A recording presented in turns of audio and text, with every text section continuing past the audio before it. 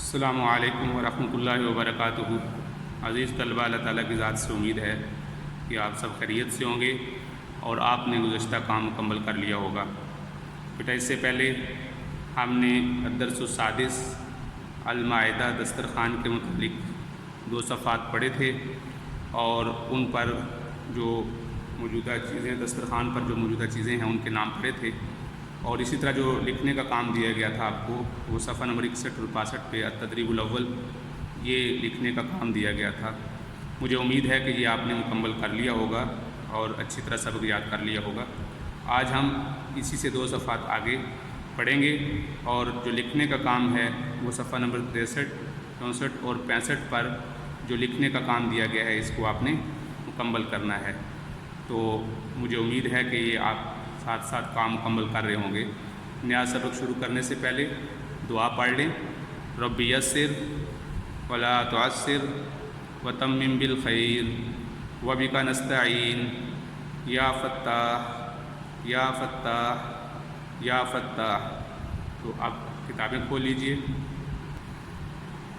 میرا یہ گزشتہ سبق ہے، پہلے ہم اس کی تھوڑی دہرائی کر لیتے ہیں پھر ہم آگے پڑھیں گے۔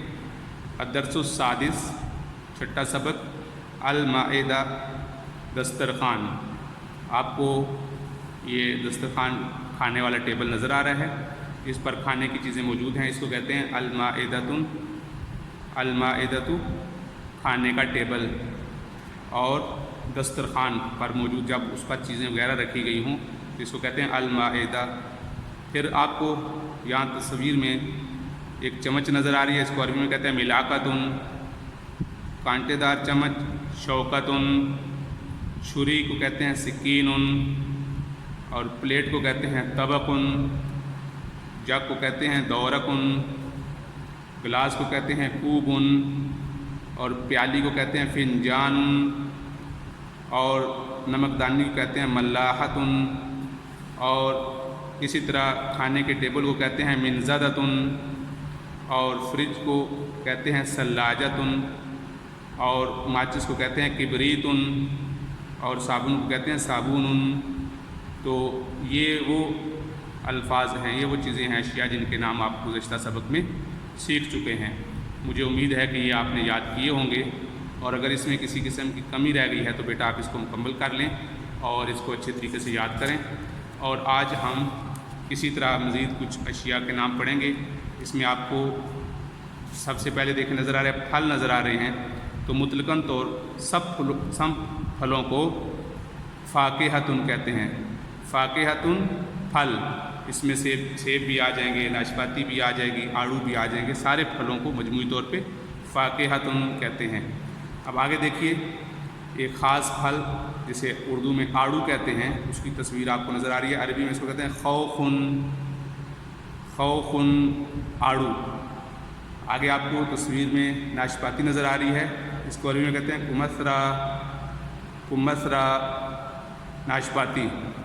اب یہ بیٹا آپ کو 2 چیزیں نظر آ رہی ہیں، یہ تصویر میں تقریباً قریب ملتی جلتی ہیں، اور آپ کو علیحدہ ان دونوں کے نام یاد کرنے ہوں گے۔ سب سے پہلے یہ دیکھیں فاصولیہ، تو اردو میں ہم اس کو لوبیا کہتے ہیں، یہ سرخ اور سفید رنگ کا ہوتا ہے۔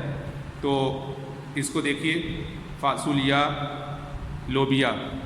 سرخ کو پھر آگے تفصیل میں تھوڑا جائیں گے تو سرخ کو احمر کہہ دیتے ہیں، اور جو سفید لوبیا ہوتا ہے اس کو ابیض کہہ دیتے ہیں، یا فاصولیہ بیضاء کہہ دیتے ہیں۔ یہ سرخ اور سفید رنگ کا عمومی طور پہ ہمارے علاقوں میں پایا جاتا ہے فاصولیہ۔ یہ پھلیوں کے اندر ہے، اس کو ان سے نکالا جاتا ہے۔ بالکل اسی طرح دوسری تصویر میں آپ کو نظر آ رہے ہیں، یہ مٹر ہوتے ہیں، اس کو عربی میں کہتے ہیں بازلہ مٹر۔ بامیتن بھنڈی، یہ بھی عمومی طور پہ ہمارے علاقے میں پائی جاتی ہے۔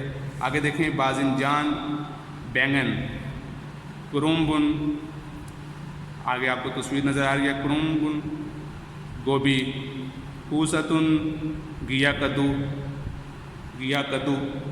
اور خضرواتن سبزیاں۔ اس تصویر میں آپ کو یہ ساری سبزیاں نظر آ رہی ہیں، گوبھی ہے، بینگن ہے، گیا کدو ہیں، اور اسی طرح بھنڈی ہے۔ اور اس تصویر میں آپ کو پھل نظر آ رہے ہیں، تو پھلوں کو کہتے ہیں فاکہۃن۔ फ़ाक़िहतुन फल।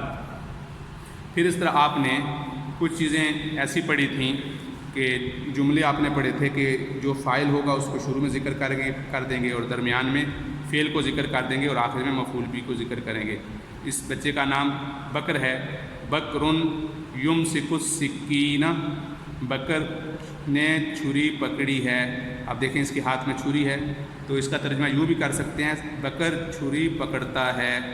اگر دوسری تصویر میں دیکھیں بکرن یاکل بالشوکۃ، بکر کانٹے دار چمچ سے کھاتا ہے یا کھا رہا ہے۔ آگے تصویر میں دیکھیں بکرن یشرب الماء، بکر پانی پیتا ہے، اور اس کا ترجمہ یوں بھی کر سکتے ہیں کہ بکر پانی پی رہا ہے۔ اچھا یہاں پر تصویر میں تھوڑا الٹ غلطی ہے، اس جگ میں پانی نہیں ہے، یہ خالی ہے، اور اس جگ میں پانی ہے۔ تو الماء فی الدورہ کی جگ میں پانی ہے، تو یہ اس تصویر کے ساتھ ہے، تو اس کو آپ یہاں اس کے ساتھ جوڑ دیں گے، اس کے ساتھ، اور اس کو ادھر آپ جوڑ دیں گے تو ھذا دورق فارغ، یہ جگ خالی ہے اور جگ میں پانی ہے۔ آگے دیکھیے گا الملعقۃ والشوکۃ علی المنضدۃ، الملعقۃ چمچ، والشوکۃ اور کانٹے دار چمچ، علی المنضدۃ کھانے کی ٹیبل پر ہے۔ آگے دیکھیے بکرن یاکل الارز بالملعقۃ، تو یہ ارز کی عربی آپ پیچھے پڑھ چکے ہیں، یاکلو کی بھی عربی پڑھ چکے ہیں۔ بکرن اس کا نام ہے اور ملعقۃ چمچ، تو بکر چمچ سے یا چمچ کی مدد سے چاول کھاتا ہے۔ بکرن یقطع الجبن بالسکین، جبن کی عربی بھی آپ پڑھ چکے ہیں، پنیر کو کہتے ہیں، سکین چھری کو کہتے ہیں۔ بکر چھری سے پنیر کاٹتا ہے۔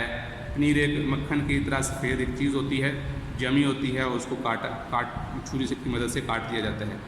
الدجاج فی الطبق، پلیٹ میں مرغی ہے، پلیٹ میں مرغی ہے۔ تو ایک دفعہ دوبارہ سن لیں، فاقہۃن پھل، خوخن آڑو، کمثرہ ناشپاتی، بازلہ مٹر، بامیۃن بھنڈی، فاصولیہ لوبیا، باذنجان بینگن، کرمبن گوبھی، کوستن گیا کدو، خضرواتن سبزیاں۔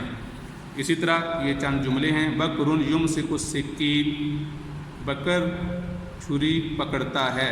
بکرن یاکل بالشوکۃ، بکر چمچ کی کانٹے دار چمچ کی مدد سے کھاتا ہے۔ بکرن یشرب الماء، بکر پانی پیتا ہے۔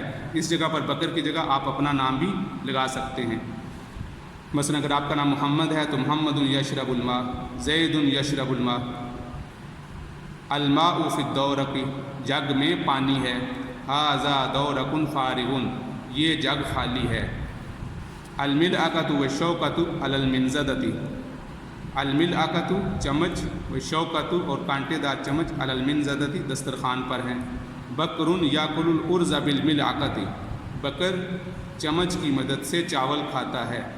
بکرن یقطع الجبن بالسکین، بکر پنیر کو چھری کی مدد سے کاٹتا ہے۔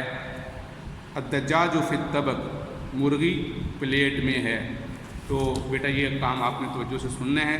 اب یہاں آپ دیکھیے گا وہی چیزیں تصاویر ہیں، آپ نے صرف لائن سے ان کو ملا دینا ہے، صحیح کے ساتھ تصویر کو کلمہ کے ساتھ ملا دینا ہے۔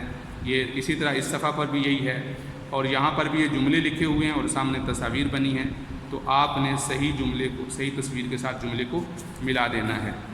اور اسی طرح تدریب الثالث میں بھی یہ تصاویر دی گئی ہیں، ان کے نیچے جگہ بنی ہے، یہاں پر آپ نے ان کے نام لکھ دینے ہیں، جیسے ملعقۃ، اور یہاں پر المائدۃ، فاقہۃ، خوخن، یہ اس طرح آپ نے یہاں نام لکھ دینے ہیں۔ اور یہ کام تو آپ نے آج کی ڈائری کے مطابق کرنا ہے، اور اسی طرح یہاں پر آپ کو جو جو چیزیں آسانی سے اگر وقت ملتا ہے تو اس کو کر لیجئے، ورنہ یہ کام لکھنے کا ہم کل کر لیں گے۔ تو مجھے امید ہے کہ یہ آپ کو کام سمجھ آ گیا ہوگا، اور اس میں آپ اپنا جائزہ خود بھی لے سکتے ہیں۔ یہاں پر اردو لکھی گئی ہے اور آپ اس کی عربی خود سے بنا سکتے ہیں۔ اسی طرح یہاں دو چند صفحات قبل آپ دیکھیں، الکلمات الجدیدہ میں اردو لکھی گئی ہے، یہاں یہاں عربی نہیں ہے تو یہاں آپ عربی سے اردو اور وہاں اردو سے عربی بنا کے اپنا جائزہ خود لے سکتے ہیں۔ تو بیٹا آپ اس کام کو مکمل کر لیں، اللہ آپ کا حامی و ناصر ہو۔ السلام علیکم ورحمۃ اللہ وبرکاتہ۔